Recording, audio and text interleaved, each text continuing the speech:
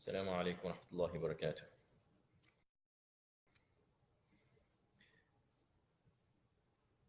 بسم الله الرحمن الرحيم. الحمد لله رب العالمين، والصلاة والسلام على أشرف الأنبياء والمرسلين وعلى آله الطاهرين وصحبه المهتدين والتابعين لهم بإحسان إلى يوم الدين.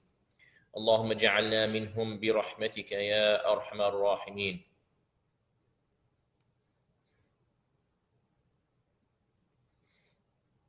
مولاي صل وسلم دائما أبدا على حبيبك خير الخلق كلهم. My master, bless and salute always and forevermore your most beloved, greatest.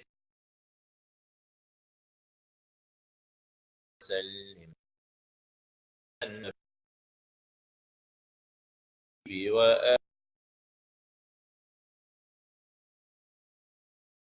blessed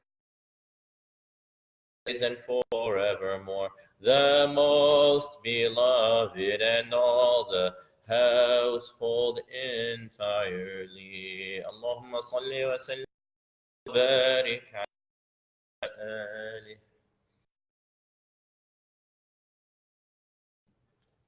So last lesson we covered the prologue, and now we're on chapter 1.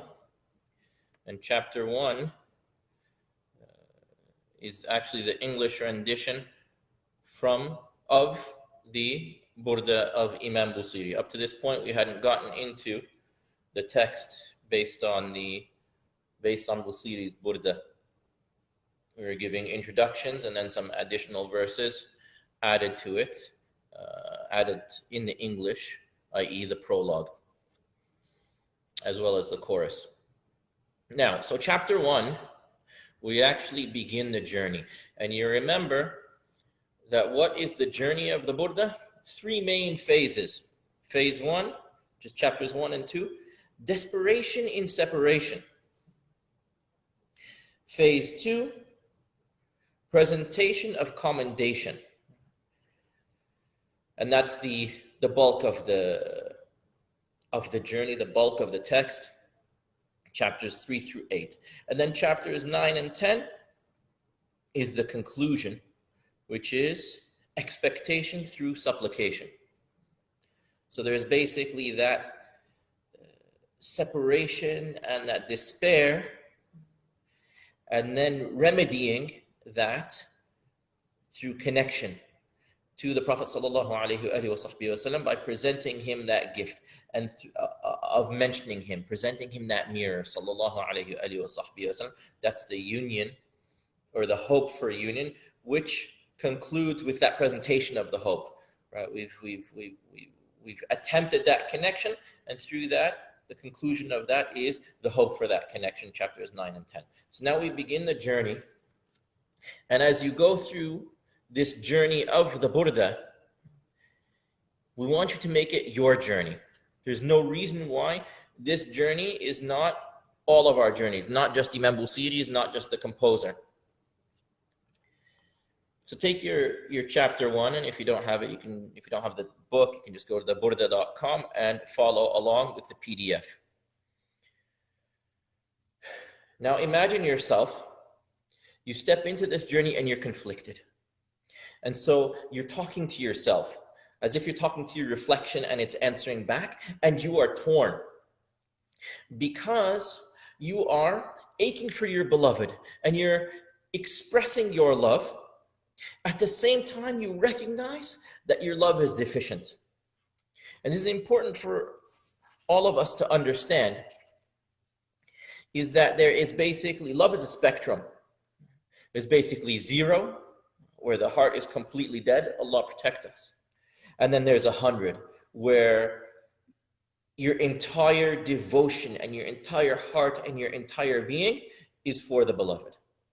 And then there's in between.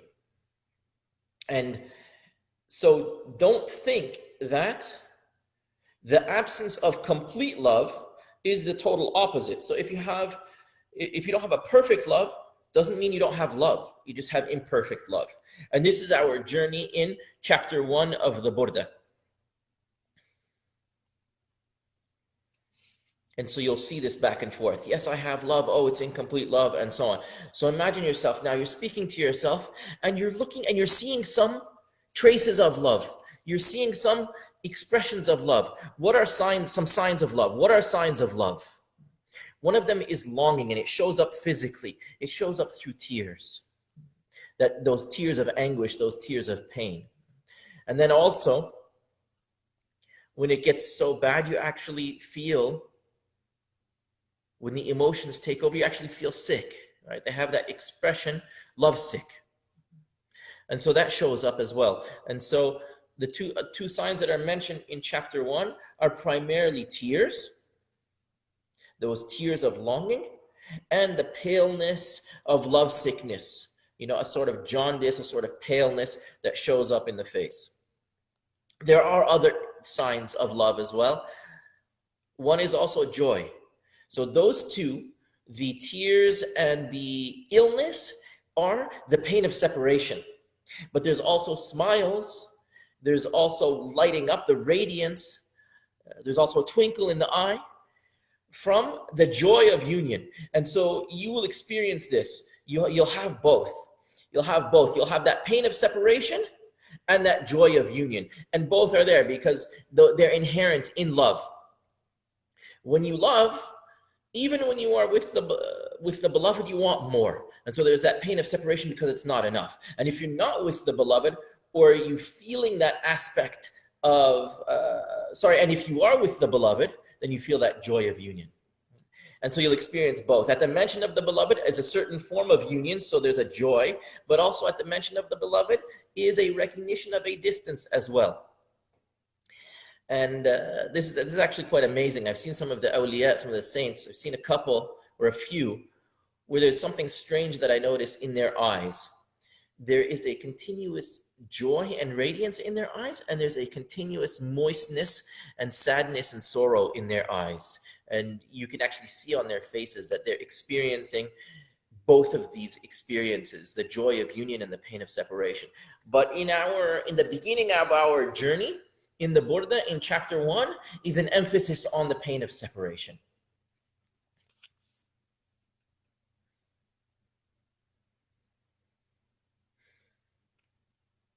And so as you address yourself, you say, is it from thinking of neighbors past in the salami that you have mixed blood in tears?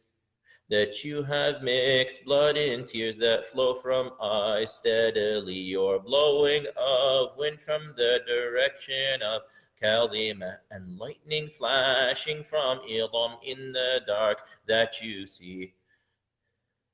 So you're looking at yourself and you're saying, what's making you weep?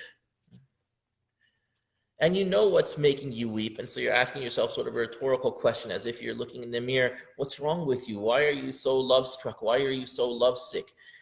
Is it remembering your beloved? And now there are hints of who the beloved is, but the composer, the author, does not say directly who the beloved is. It's kind of a poetic tool that we're hinting, that we're foreshadowing who the beloved is. And so is it from thinking of neighbors past in Dhu Salami? Dhu Salam, or blowing of wind from the direction of Kalima, lightning flashing from Ilam. So these three places, Dhu Salam, Kalima, Ilam, these are places around or related to Mecca and Medina. So indicator of who the beloved is. Birthplace, Mecca, where he entered into the world, and resting place where he left this world, Medina. Sallallahu alayhi wa sahbihi wa sallam. So from the beginning, there's a hint of who the beloved is. But we haven't, right now, we're just talking about that emotion of love. We're not actually mentioning the beloved directly. There's also a sort of politeness and protectiveness about this as well, that I don't want to be necessarily too explicit in the mention of the beloved, right? Just kind of like a protective barrier. And I'm not saying who the beloved is, just hinting.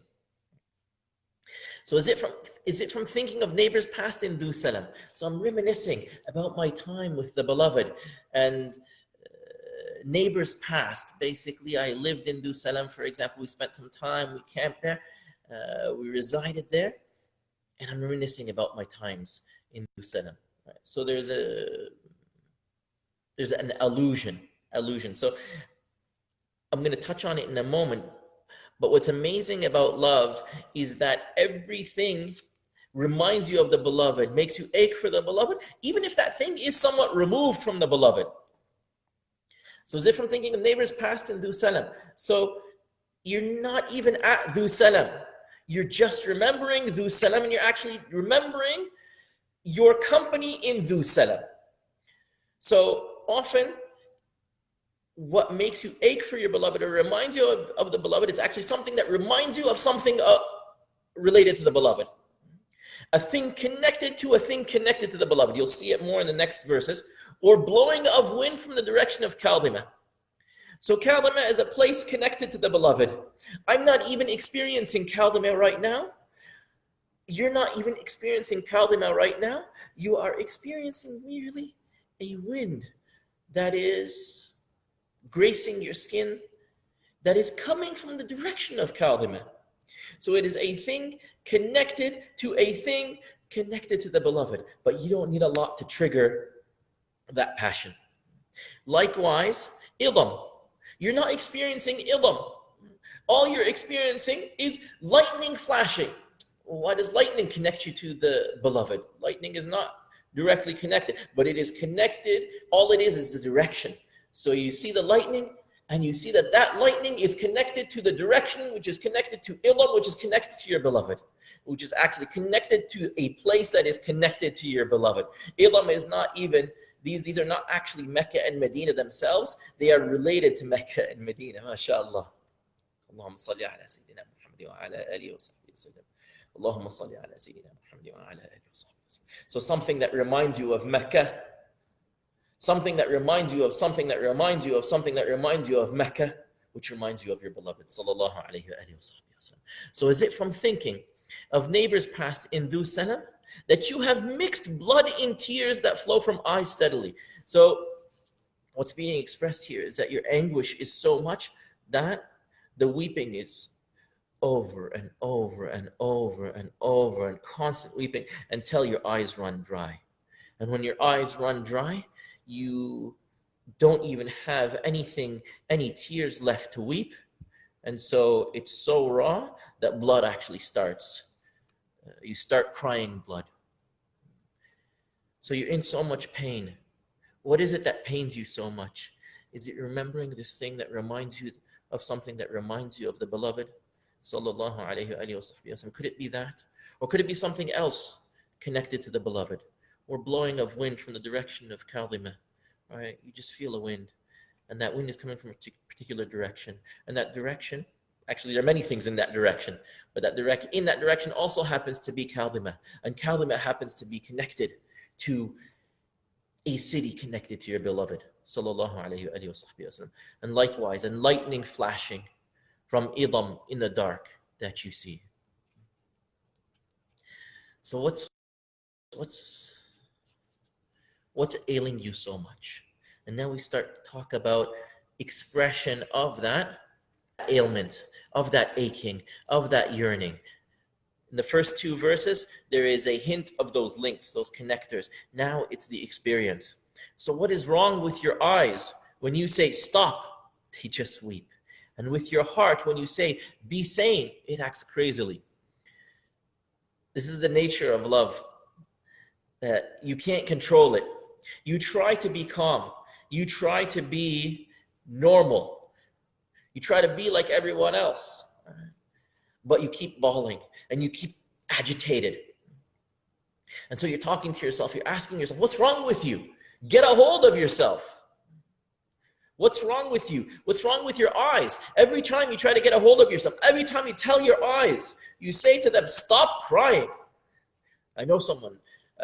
There are people like this who might cry so much they can't control themselves. Say, I hate crying.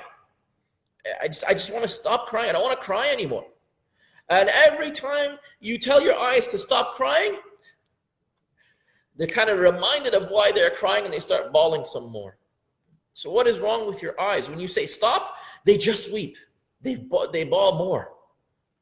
And with your heart, when you say to your heart, calm down, stop being so agitated, stop acting so crazy. You tell, be sane, i.e. be calm. It goes even crazier. They say that love is a kind of madness. You know, you're crazy in love, you're madly in love. And so you try to be calm, but the nature of your heart is agitation and madness and yearning for the beloved. So every time you tell your heart, calm down, it gets even more agitated. Every time, what's wrong with your heart? And with your heart, when you say, be sane, it acts crazily, even more so. Now, here you are. Here you are in love, and you're trying to get a hold of yourself. You're trying to control yourself. And you're also, maybe your love is not 100. We said in the beginning that there's love that's at a 0. Allah protect us. And there's a love that's at 100. May we attain that. And then there's love in between. And maybe you're questioning your love. Because maybe it's not at 100. And so when you see it in between, you deem it like a 0.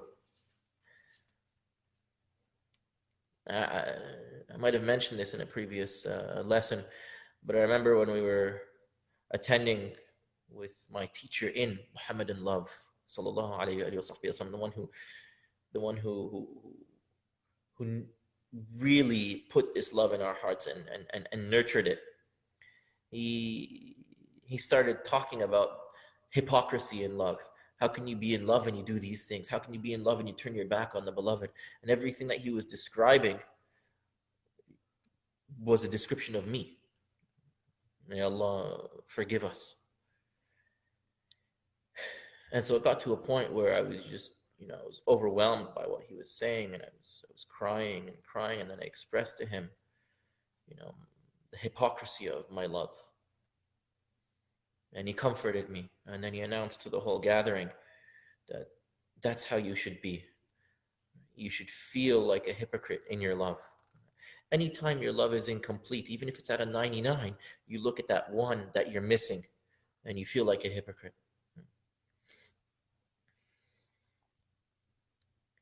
But at the same time, even that one, you feel the hypocrisy, and you even try to contain and keep your love to yourself. But it keeps showing up. That 99 keeps showing up. It shows up in what we mentioned. Actually, we mentioned 2 signs in the beginning. One was tears, and the other was love sickness. But also, I apologize, sometimes there's a reference in here as well. In the previous verse, what did we say? We said about the eyes, and we said about the heart. So we said about tears and agitation. And so there's a reference now in verse 4 to the tears and the agitation. Does one so love-struck? Does one so love-struck imagine love is concealable between a downpour from it and being so fiery? Does one so love-struck? You're so love-struck. You're so in love. Do you think you can hide it? You try to hide it again. You try to say, eyes, stop, heart, be still. And you try to contain it, you try to conceal it, and you can't conceal it. Do you think you could hide it when you have those 2 signs? Between a downpour from it, from the love is a downpour. From where? From the eyes. Pouring, pouring, pouring, pouring, sobbing, sobbing, sobbing. You think you can hide your love behind those sobs? You can't. Right? Those sobs are too apparent. And being so fiery, i.e. the heart. The heart is so agitated. You're so agitated. You're all fired up. Did you think you could hide your love when your tears are pouring down like a storm, like a torrent, like a monsoon? Did you think you could hide your love when the tears are pouring down? Did you think you could hide your love when your agitation is so obvious? Does one so love-struck imagine love is concealable? Between a downpour from it and being so fiery, you think you can seal it between these 2 things? No. Between these 2 things is pure obviousness to your love. Even if you're questioning your love, you have these witnesses. You have these witnesses bearing testimony to your love. And here you are questioning your love. Here you are trying to hide your love. And you think maybe I'm a hypocrite in love. Maybe I don't love. But if you didn't love, then these things wouldn't happen. If not for passion, you would have never burst into tears at the remains, nor lost sleep over the mount or the tree. So if you weren't in love, you wouldn't have burst into tears. You wouldn't have burst into tears at the things that remind you of the beloved, at the remains, basically the remains of your campsite, for example, of those days that you spent with your beloved, and your beloved may not be there anymore, and you go and visit them. You go and see the relics. You go and see the traces of your beloved. And when you see the traces of your beloved, you burst into tears. That's a sign of passionate love. Even if you doubt your love, when those tears burst forth at the relics of your beloved, know that your love, there's a trueness to your love, and there's a realness to your love, and that your love, you can't hide it. When you burst into tears at the relics, the remnants, the remains of maybe the campsite, the remains of the abode, the remains, the traces of where your beloved was. Maybe you see a footprint of your beloved and you burst into tears. Maybe you kept and you see a hair of your beloved and you burst into tears. Maybe you see a residence of your beloved and you burst into tears. Maybe you even see progeny of your beloved and you burst into tears. All of these traces. If not for passion, you would have never burst into tears at the remains, at the relics, at the remnants, nor lost sleep over the mount or the tree. These things would not have agitated you, the mount or the tree. I'm thinking, inshallah, maybe next time we'll mention a little bit about possible references of this mount. What could this mount mean? Any mountain, any hill, any that reminds you of the beloved. What is especially a mountain that might remind you of the beloved? There are a number, because the beloved sallallahu alaihi wasallam had connection to certain mountains and certain caves in mountains, and you see the lovers go visit those mountains, and they go into the cave, and they go and they touch and they spend time and they kiss and they reminisce about their beloved, and they burst into tears. And that wouldn't be the case if not for passion. Maybe we'll mention a little bit about those mountains. I like mentioning Mount Uhud. Prophet sallallahu alaihi wasallam has a special connection. Mount Uhud has a special connection to the Prophet sallallahu alaihi wasallam. And so when you have that passion, you go visit Mount Uhud and you burst into tears. Inshallah, we'll mention a little bit about Mount Uhud, I think, in our next session. But if not for passion, you wouldn't have lost sleep.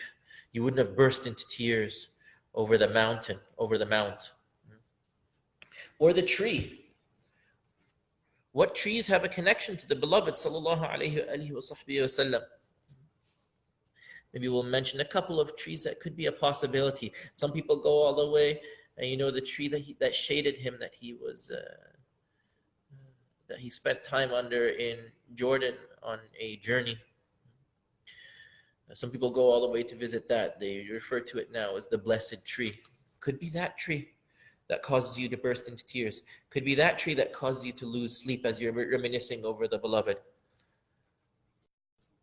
There's another one that isn't even a tree, but rather just a tree trunk, the entire trunk of a tree, that might cause you to burst into tears. What is that one?